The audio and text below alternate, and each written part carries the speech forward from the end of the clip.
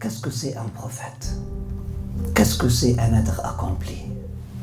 Pourquoi a-t-on besoin d'être accompli dans notre vie?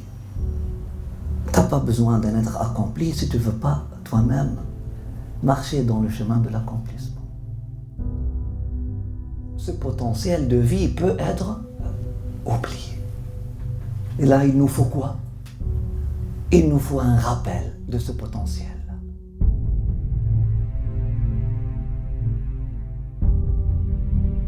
La naissance du prophète sallallahu alayhi wa sallam n'est pas n'importe quelle naissance. Son pèlerinage, sa prière, sa prosternation, son mariage n'ont pas été juste des épisodes.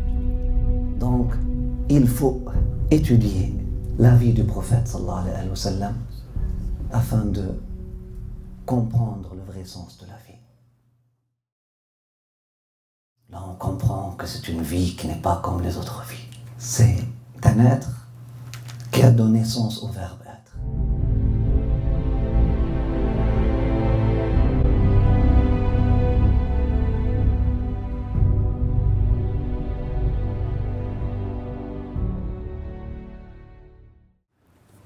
Alhamdulillah Rabbil Alamin. Wa sallallahu wa sallam wa baraka ala sayyidina wa habibina shafi'ana Muhammad wa ala alihi wa ashabihi at-tayyibin al-hudat al-mahdiin. Donc, nous avons parlé l'autre fois de l'époque qui a précédé le prophète sallallahu alayhi wa sallam. Et en résumé, nous avons dit que la continuité de la lumière divine entre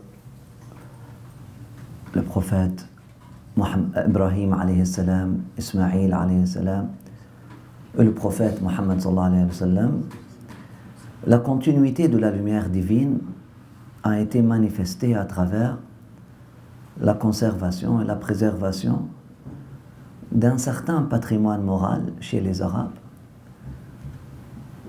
Un certain patrimoine, on l'a appelé le patrimoine ismaïlique.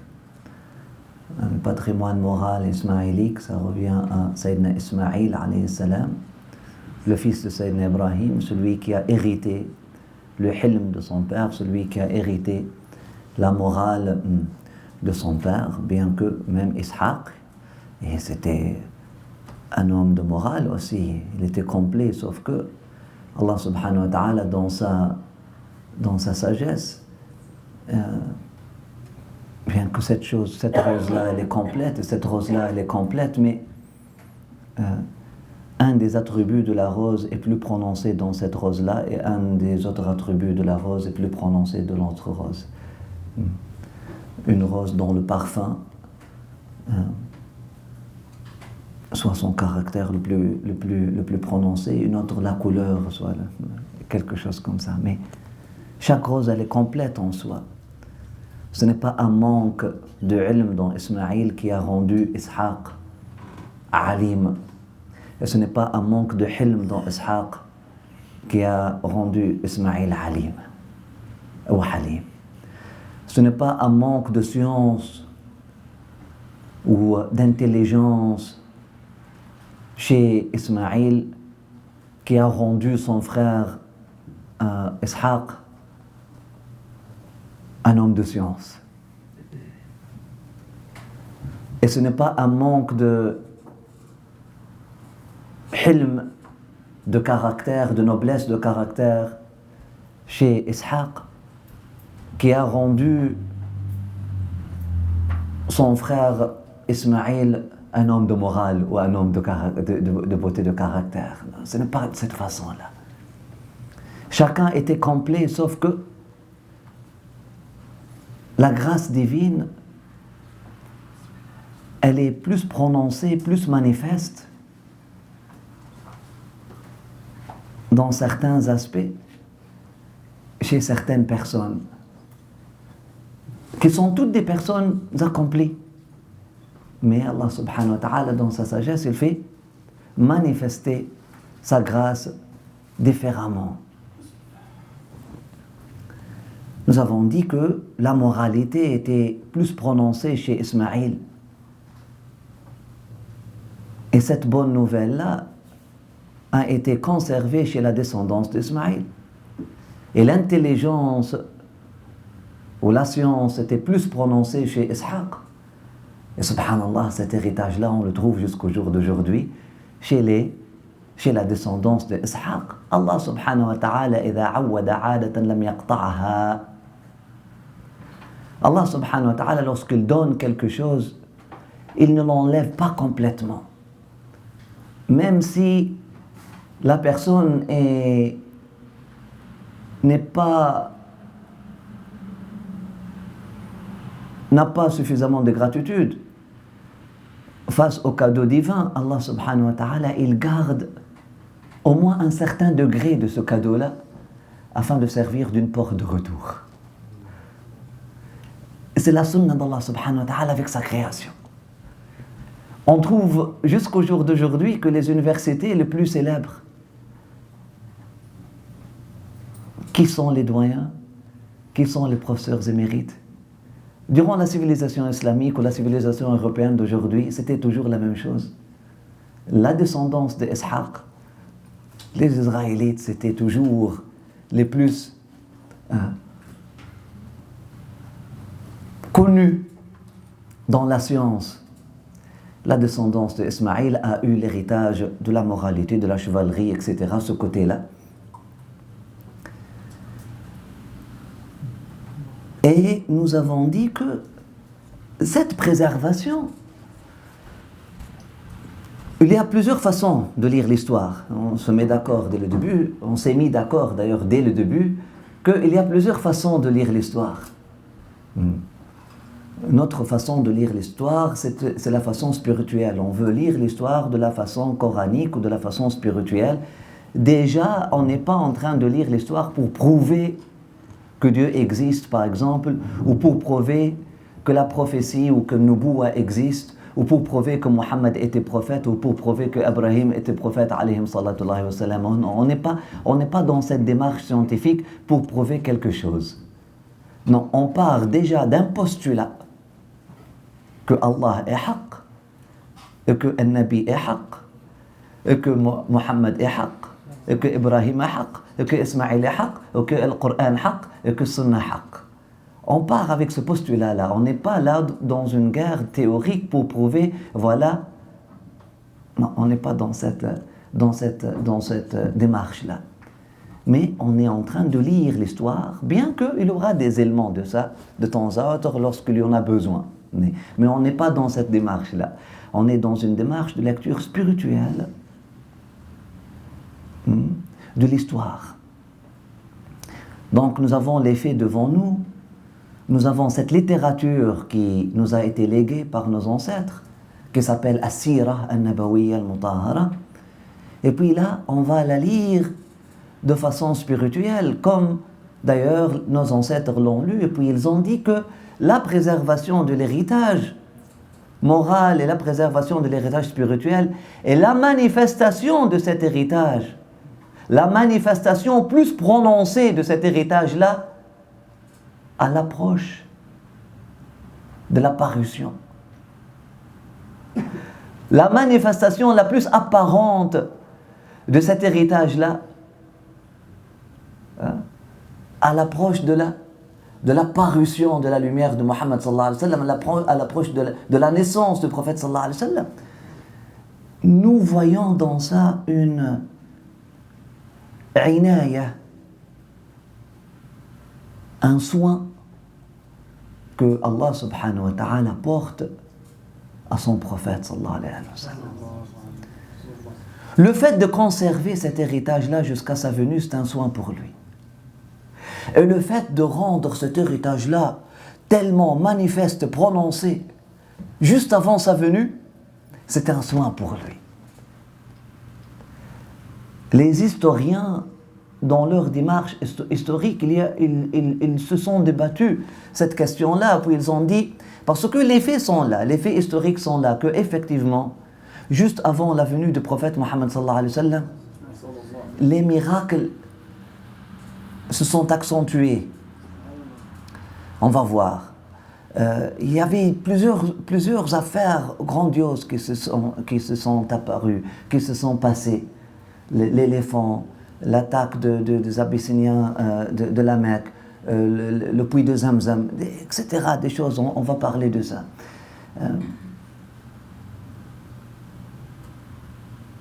Le caractère des Arabes qui est devenu très... il y avait même des révolutions. Certaines révolutions, mais pas du printemps arabe, mais il y avait des Arabes qui étaient tellement fiers de leur héritage moral lorsqu'ils ont vu que la civilisation a commencé de pénétrer à la Mecque, Taïf. Notamment la Mecque et Taïf étaient un peu affectés par les civilisations, et là ils ont commencé à remarquer que les Arabes ont commencé de perdre leur moralité, etc., leurs mœurs. Ils ont quitté.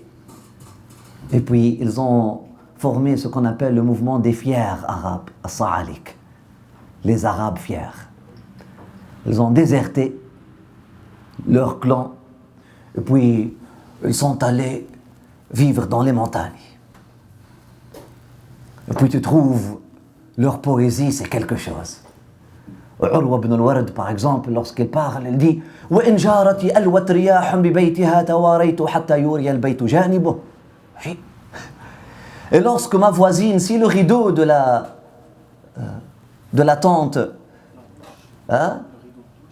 n'avait pas de douche, de la tente, le rideau de la tente, si le vent emporte le rideau de la tente,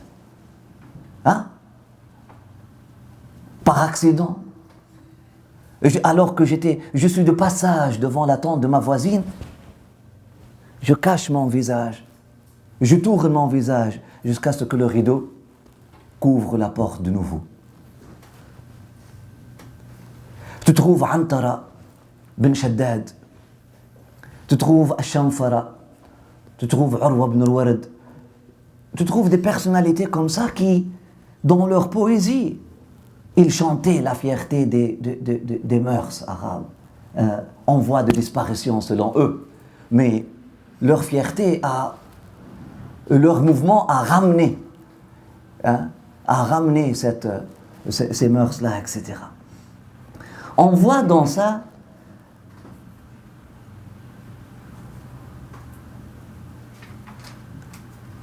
un soin porté au prophète sallallahu alayhi wa sallam. D'ailleurs, selon des narrations connues, les grands-parents et les arrière-grands-parents du prophète sallallahu alayhi wa sallam étaient des hommes de générosité exemplaire, de bravoure exemplaire, de sagesse exemplaire, de justice, de justesse, de caractère balancé, bien balancé. Ils vénéraient ce qui devait être vénéré, ils honoraient ce qui devait être honoré, et appuyer ce qui devait être appuyé. Tous les arrière-grands-parents, les ancêtres du prophète sallallahu alayhi wa sallam étaient comme ça. Leur noblesse de caractère leur a élevé aux yeux de leurs contemporains et leur a donné un rang social distingué. Surtout à l'approche de la venue du prophète sallallahu alayhi wa sallam. Nous avons parlé de Hashim, le père du grand-père du prophète sallallahu alayhi wa sallam. D'où le clan de Hashimites. D'ailleurs, on trouve Banu Hashim et Banu,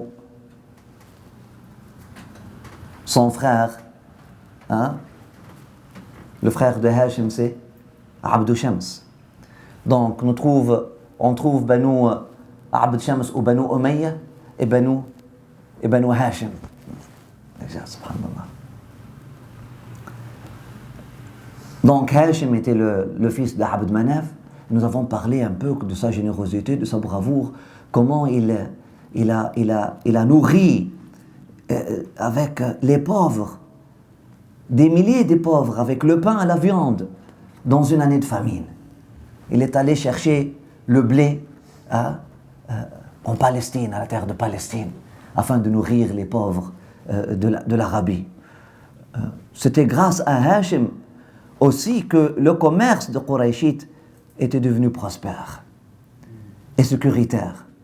Hachim, par sa noblesse de caractère, a su conclure des ententes de paix, des ententes d'entraide entre les Arabes. D'ailleurs, on récite une sourate dans le Coran qui s'appelle les Ilafi Quraysh.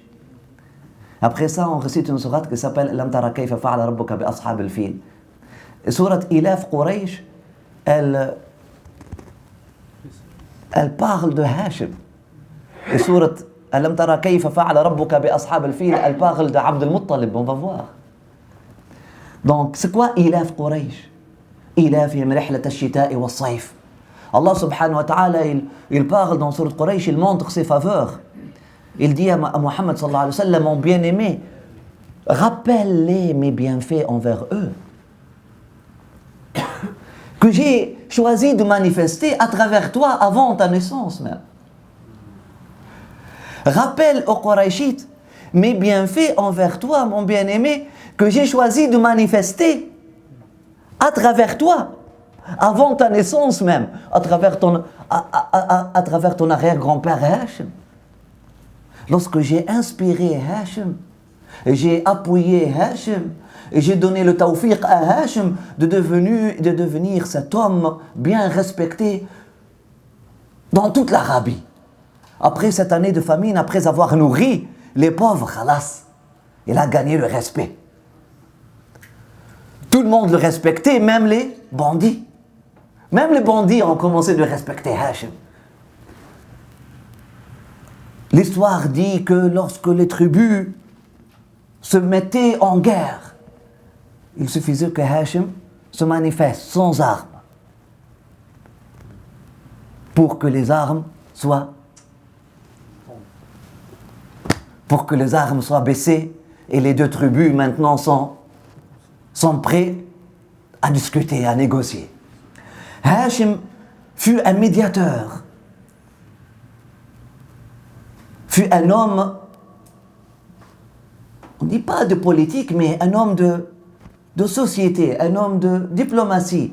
Il fut un médiateur chevronné. Yarhamukumullah.